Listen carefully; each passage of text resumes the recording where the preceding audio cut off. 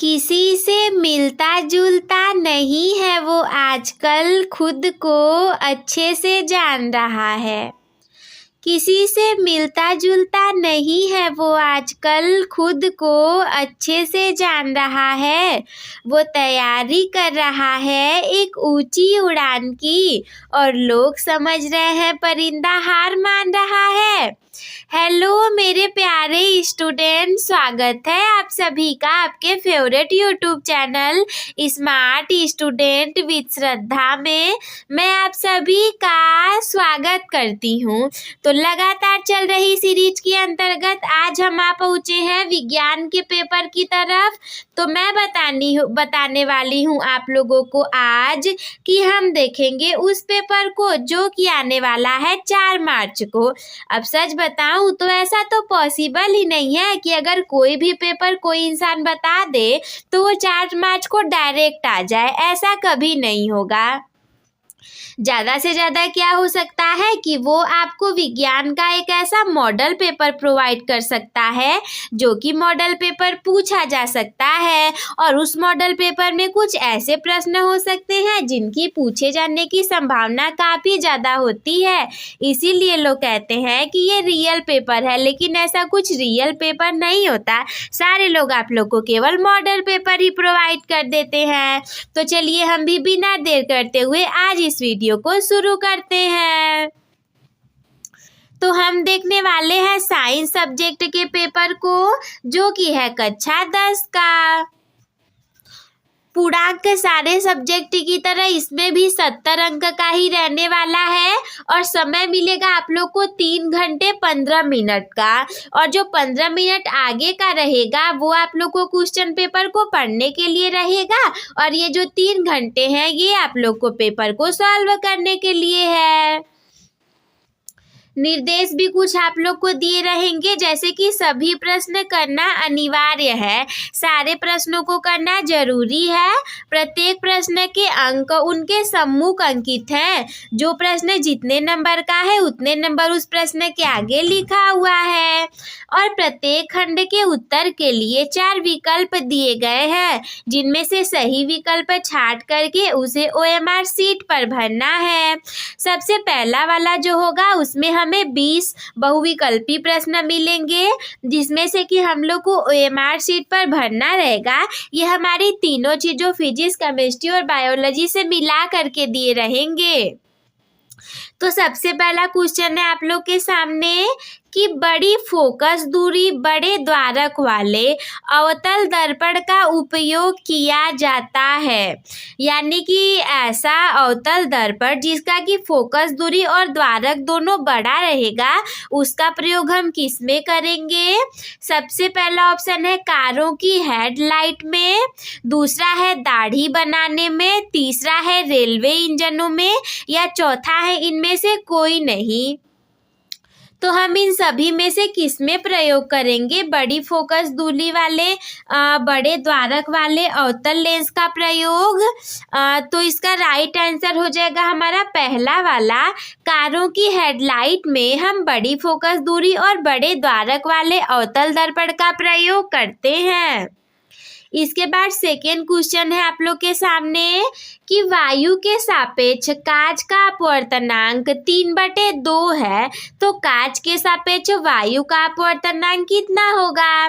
सबसे पहला ऑप्शन है 1/3,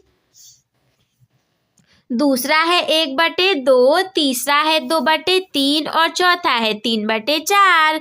तो इसे करने का जो फॉर्मूला होता है वो और इसका आंसर मैं आप लोग को ये दे रही हूँ होमवर्क के रूप में। और होमवर्क के रूप में ऐसा नहीं कि आज होमवर्क लेकर के गए तो उसे कभी किया ही नहीं।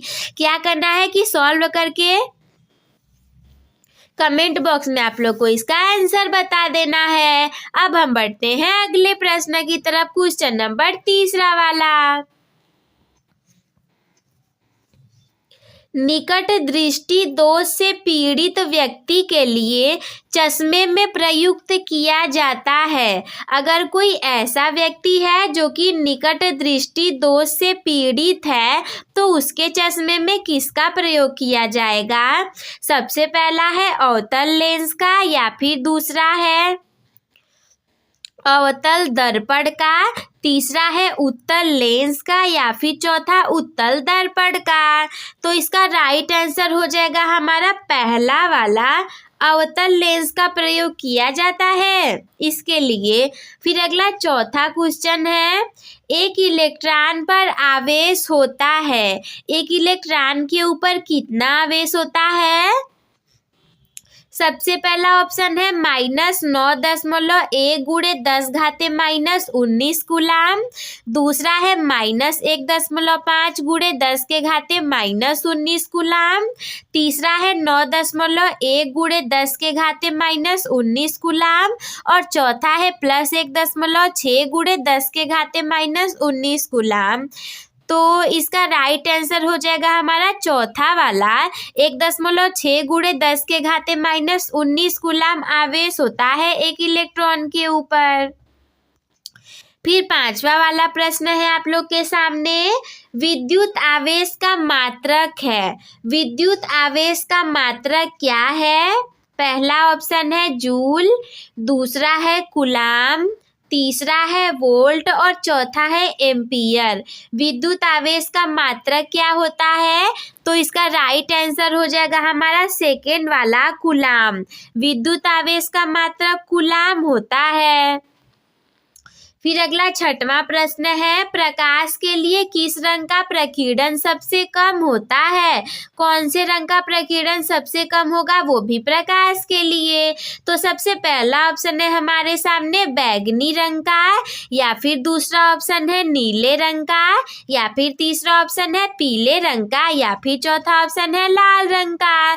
तो इसका राइट आंसर हो जाएगा हमारा चौथा वाला, यानी कि लाल रंग का प्रकीर्णन प्रकाश के लिए सबसे कम होता है। अगला सातवां वाला क्वेश्चन है आप लोग के सामने, अवतल लेंस के लिए लेंस सूत्र क्या होगा? पहला है 1/v बराबर 1/f माइनस 1/u। दूसरा है 1/f बराबर 1/v माइनस 1/u। अगला तीसरा वाला है 1/u बराबर 1/v माइनस 1/f, या फिर चौथा है इनमें से कोई नहीं। तो सातवें वाले का राइट आंसर हो जाएगा हमारा सेकेंड वाला, 1/f बराबर 1/v माइनस 1/u अवतल लेंस के लिए लेंस सूत्र है। आठवां क्वेश्चन है, अम्ल से हाइड्रोजन हटाने वाली धातु कौन सी है? ऐसी कौन सी धातु रहेगी जो कि अम्ल से क्रिया करने पर हाइड्रोजन को हटा देगी? तो सबसे पहला ऑप्शन है हमारे सामने जिंक, जिसका सिंबल होता है Zn। दूसरा है कॉपर, जिसका सिंबल होता है Cu। तीसरा है चांदी, जिसका सिंबल होता है Ag। और चौथा है मरकरी पारा, जिसका सिंबल होता है Hg। तो इसका राइट आंसर हो जाएगा हमारा पहला वाला जिंक। जिंक एक ऐसी धातु है जो कि अम्ल से क्रिया करके हाइड्रोजन को हटा देती है। फिर नौवां वाला क्वेश्चन है, जस्ता धातु हाइड्रोक्लोरिक अम्ल से क्रिया करके कौन सी गैस निष्कासित करती है? जो जस्ता धातु है वो हाइड्रोक्लोरिक अम्ल से क्रिया करेगी, तो कौन सा गैस निकलेगा? सबसे पहला ऑप्शन है ओजोन, या फिर दूसरा है ऑक्सीजन, तीसरा है हाइड्रोजन, या फिर चौथा है नाइट्रोजन। तो नौवे वाले का राइट आंसर हो जाएगा हमारा तीसरा वाला, हाइड्रोजन। जब जस्ता को हम क्रिया कराएंगे हाइड्रोक्लोरिक अम्ल से तो हाइड्रोजन गैस निकलेगी। अगला 10वां वाला क्वेश्चन है, पाचन के दौरान उत्पन्न जठर रस की पीएच होती है। पाचन के दौरान जो जठर रस उत्पन्न होता है उसकी पीएच कितनी होती है? तो पीएच लगभग 3 के अराउंड होती है। तो पहला वाला ऑप्शन है 7 से कम, दूसरा 7 से अधिक, तीसरा ऑप्शन 7 के बराबर और चौथा 0 के बराबर। तो अगर अप्रोक्स 2.5 से 3 के बीच है तो पहला वाला हमारा राइट आंसर हो जाएगा कि 7 से कम होता है। फिर 11वां क्वेश्चन है साबुन के अणु में होती है। साबुन के अणु में इनमें से कौन सा चीज होता है? राइट आंसर हो जाएगा सबसे पहला है जलरागी शीर्ष और जलविरागी पूंछ होती है, या फिर जलविरागी शीर्ष और जलरागी पूंछ होती है। जलविरागी शीर्ष और जलविरागी पूंछ दोनों होते हैं, या फिर जलरोगी शीर्ष और जलरोगी पूंछ होती है। तो 11वें वाले का राइट आंसर हो जाएगा हमारा पहला वाला, जलरोगी शीर्ष और जलविरोगी पूंछ होती है साबुन के अणु में। अगला 12वां क्वेश्चन है निम्नलिखित में से कौन सी विद्युत ऋणात्मक तत्व है? सबसे पहला है हमारे पास आयोडीन, या फिर दूसरा सोडियम, तीसरा ब्रोमीन, या फिर चौथा मैग्नीशियम। तो ये तो बहुत सिंपल क्वेश्चन है, ये मैं आप लोग को होमवर्क के रूप में दे रही हूँ, इसे आप लोग को सॉल्व करके बता देना है। कमेंट बॉक्स में फटाफट से आंसर दे दीजिए तो कि इसका कौन सा वाला सही हो जाएगा। हम बढ़ते हैं 30 नंबर क्वेश्चन की तरफ, जो कि है प्रयोगशाला में सर्वप्रथम बनने वाले कार्बनिक यौगिक का क्या नाम है? कौन सा कार्बनिक यौगिक प्रयोगशाला में सबसे पहले बना था? पहला ऑप्शन है यूरिया, दूसरा है चीनी, तीसरा है एसिटिलीन और चौथा है मीथेन। तो प्रयोगशाला में सबसे पहला बना था यूरिया। इसके बाद 40 नंबर क्वेश्चन है मनुष्यों में लार ग्रंथियों की संख्या होती है। हम ह्यूमंस के अंदर लार ग्रंथियों की संख्या कितनी जोड़ी होती है? पहला ऑप्शन है 2 जोड़ी, या फिर तीसरा है 3 जोड़ी, तीसरा है 4 जोड़ी, या फिर चौथा है 5 जोड़ी। तो हम मनुष्यों में लार ग्रंथियों की संख्या जो है वो मैंने आप लोग को पढ़ाया भी है, 3 जोड़ी होती है। अगला क्वेश्चन है स्वपोषी पोषण के लिए आवश्यक है। स्वपोषी पोषण के लिए इनमें से कौन सा आवश्यक है? स्वपोषी पोषण एक ऐसा पोषण जिसमें कि खुद से भोजन बनाना पड़ता है, जो कि पौधे बनाते हैं। अगर मैंने बता दिया कि पौधे बनाते हैं तो भी आपको पता चल गया होगा कि इनमें से कौन सा आंसर राइट हो जाएगा। पौधे बनाएंगे तो उन्हें कार्बन डाइऑक्साइड और जल भी चाहिए, क्लोरोफिल भी चाहिए और सूर्य का प्रकाश भी चाहिए, यानी कि ये तीनों ऑप्शन चाहिए उन्हें। तो सही हो जाएगा चौथा वाला, उपरोक्त सभी। अगला 16वें नंबर का क्वेश्चन है आप लोग के सामने, हीमोग्लोबिन महत्वपूर्ण भूमिका निभाता है। हीमोग्लोबिन HB महत्वपूर्ण भूमिका किसमें निभाता है? पहला ऑप्शन है उत्सर्जन में, या फिर दूसरा श्वसन में, तीसरा पाचन में, या फिर चौथा वृद्धि में। तो हीमोग्लोबिन जो है ये महत्वपूर्ण भूमिका निभाता है हमारे श्वसन में, ये मैंने आप लोग को पढ़ाया भी है। अगला 17वां क्वेश्चन है, जो कि न जाने कितनी बार बताया है, मानव हृदय में कक्षों या वेश्मों की संख्या होती है।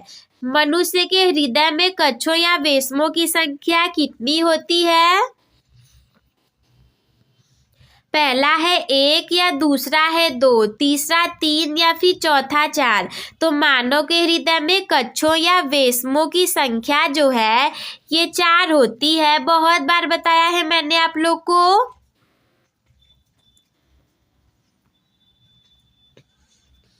अगला 18 नंबर का क्वेश्चन है, पत्तियों में बने हुए खाद्य पदार्थों का स्थानांतरण किसके द्वारा होता है? ये भी बताया है, पहला जाइलम के द्वारा, या दूसरा फ्लोएम के द्वारा, तीसरा कैल्शियम के द्वारा, या चौथा ये सभी। तो पत्तियों में बने हुए खाद्य पदार्थों का स्थानांतरण जो है ये फ्लोएम के द्वारा होता है। 19वां प्रश्न है आप लोग के सामने कि बिंदु स्राव किसके द्वारा होता है? ये भी पढ़ाया गया क्वेश्चन है, बिंदु स्राव किसके द्वारा होता है? पहला ऑप्शन है रंध्रों के द्वारा, या फिर दूसरा है जल रंध्रों के द्वारा, तीसरा है मूल रोम के द्वारा, या चौथा है ये सभी। तो बिंदु स्राव जो होता है ये होता है जल रंध्रों के द्वारा। अगला 20 नंबर का क्वेश्चन है कि मास्टर ग्रंथि है, मास्टर ग्रंथि इनमें से कौन सी है? सबसे पहली है थायराइड ग्रंथि, या फिर दूसरी एड्रिनल ग्रंथि, तीसरी पीनीय ग्रंथि, या चौथी पीयूष ग्रंथि। तो मैंने आप लोग को कितनी बार बताया है कि मास्टर ग्रंथि हम बोलते हैं, चौथे ऑप्शन सही हो जाएगा, यानी कि पीयूष ग्रंथि को। अब हम बढ़ेंगे खंड क की तरफ, जो कि है हमारा भौतिक विज्ञान से संबंधित। तो सबसे पहला ऑप्शन हो जाएगा पहला क्वेश्चन का क वाला कि नेत्र की समंजन क्षमता क्या होती है। ये समंजन क्षमता लिखा है, गलत रहेगी। नेत्र की समंजन क्षमता से क्या तात्पर्य है, आप लोग को पता भी होगा। अगला ख वाला है प्रकाश के अपवर्तन के नियम लिखिए। प्रकाश के अपवर्तन के नियम हमें बताने हैं। अगला ग वाला है हमारे सामने क्वेश्चन कौन सा, ग वाला है कि एक वस्तु 30 सेंटीमीटर फोकस दूरी वाले अवतल लेंस के फोकस पर स्थित है, इसके प्रतिबिंब की स्थिति हमें ज्ञात करना है। और दूसरा वाला क्वेश्चन है हमारे सामने दूसरे का क वाला, दिए गए परिपथ में सेल द्वारा प्रवाहित धारा यानी कि आई का मान ज्ञात करना है। भी की वैल्यू यहाँ पे 10 वोल्ट दी हुई है, यहाँ पे एक प्रतिरोध है 1 ओम का, यहाँ पे एक प्रतिरोध है 5 ओम का, यहाँ पे 2 प्रतिरोध लगे हुए हैं 8 ओम और 8 ओम का। ये आप लोग सॉल्व कर लेंगे। और अगर ये नहीं आ रहा हो तो अथवा के रूप में हमारा अगला क्वेश्चन भी है कि प्रकाश के प्रकीर्णन को समझाइए। प्रकाश के प्रकीर्णन की घटना को आपको समझाना है। किस रंग के प्रकाश का प्रकीर्णन सबसे कम और किसका सबसे ज्यादा होता है। अगला ख वाला क्वेश्चन है, 1 घंटे में 50 वोल्ट विभवांतर से 96,000 कूलाम आवेश को स्थानांतरित करने में उत्पन्न ऊष्मा की परिकलित करना है। यानी कि 1 घंटे में 50 वोल्ट विभवांतर से 96,000 कूलाम आवेश को स्थानांतरित किया जाएगा, तो उसमें कितनी ऊष्मा उत्पन्न होगी उसे हमें परिकलित करना है, यानी कि ज्ञात करना है। और अगर नहीं पता हो तो अथवा के रूप में भी हमारा दूसरा ऑप्शन आप लोग के सामने है कि विद्युत मोटर और विद्युत जनित्र के बीच क्या अंतर है। अगला तीसरा प्रश्न है, मानव नेत्र का चित्र बनाकर विभिन्न भागों का वर्णन कीजिए। मानव के नेत्रों का आंखों का चित्र बना करके इसके विभिन्न भागों का वर्णन करना है आप लोगों को। अथवा के लिए क्या है कि ओम का नियम क्या है, ओम के नियम को बताना है। इसके सत्यापन के लिए आवश्यक प्रयोग का वर्णन परिपथ आरेख खींच कर करना है। ओम का नियम क्या है और ओम का नियम कैसे आया था, इसका आप सत्यापन कैसे करोगे, इसके लिए आपको आवश्यक प्रयोग जो किए गए थे उसका परिपथ आरेख बना करके समझाना है। तो खंड क वाला हमारा कंप्लीट हुआ। अब हम बढ़ेंगे खंड ख वाले की तरफ, जो कि संबंधित होगा हमारे रसायन विज्ञान यानी कि केमिस्ट्री से रिलेटेड। तो सबसे पहला क्वेश्चन केमिस्ट्री में क्या है कि धातुओं की सक्रियता श्रेणी से आप क्या समझते हैं। एक केमिस्ट्री में हमारी सक्रियता श्रेणी है धातुओं से, मेटल से रिलेटेड, उससे आप क्या समझते हैं। हाइड्रोजन से अधिक सक्रिय एवं दूसरी कम सक्रिय, ऐसी एक एक धातु का नाम लिखना है आप लोगों को। इसके बाद सेकेंड क्वेश्चन है क वाला, ब्लीचिंग पाउडर का रासायनिक नाम और अणु सूत्र लिखना है। ख वाला है ब्लीचिंग पाउडर बनाने की विधि और समीकरण भी लिखना है इसका। तीसरा वाला है लवण किसे कहते हैं, ये कितने प्रकार का होता है, एक एक उदाहरण देकर समझाना है। लवण का भाई सिंपल सा मतलब समझो तो नमक से है, ठीक है। और अगर ये नहीं पता हो तो अथवा के रूप में भी आपके सामने अगला ऑप्शन है कि अम्ल और क्षार को परिभाषित करना है। अम्ल क्या होते हैं, जो स्वाद में खट्टे होते हैं, जैसे कि नींबू, संतरा, इमली, ये सारी चीजें। और क्षार को बताना है, एक एक उदाहरण भी देना है। खंड ख वाला भी हमारा यहीं पर समाप्त हुआ। हम बढ़ेंगे खंड ग की तरफ, जो कि रिलेटेड होगा हमारे बायोलॉजी यानी कि जीव विज्ञान से। तो सबसे पहला क्वेश्चन इनमें से क्या है कि प्रकाश संश्लेषण की परिभाषा लिखिए। प्रकाश संश्लेषण की परिभाषा आप लोग को लिखना है। दूसरा है वृक्क का एक प्रमुख कार्य लिखना है। तीसरा है प्रतिवर्ती क्रिया का क्या महत्व है। प्रतिवर्ती क्रियाओं के महत्व को बताना है। सारे क्वेश्चन बायोलॉजी के मैंने आप लोग को वन शॉट में प्रोवाइड करके रखे हैं। कोई नहीं कह सकता कि मैंने ये सारे क्वेश्चन आप लोग को नहीं करवाए हैं। सारे को आप लोग फटाफट से देख लीजिए। हम बढ़ेंगे लघु उत्तरी प्रश्न की तरफ, जिनमें से कि 3 प्रश्न दिए हैं। आप लोग को इनमें से केवल 2 प्रश्नों को करना है। सबसे पहला है कि वृक्क की अनुलंब काट का चित्र बनाना है और उसके प्रमुख भागों के नाम लिखना है। सेकेंड वाला क्वेश्चन है पौधों में जल का परिवहन किसके द्वारा होता है और इसकी क्रियाविधि को समझाना है। तीसरा है धमनी और शिरा में अंतर स्पष्ट करना है। इन तीनों में से कोई 2 प्रश्न करने के बाद आप बढ़ोगे दीर्घ उत्तरीय प्रश्नों की तरफ।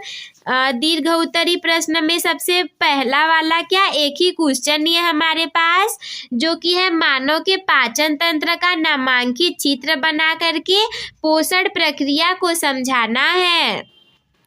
तो ये हो गई मेरी पूरी वीडियो। आई होप कि आप सभी लोग को समझ में आ गया होगा। तो अपने टॉपर बनने की जर्नी एक टॉपर के साथ शुरू करने के लिए चैनल को सब्सक्राइब करना ना भूलें।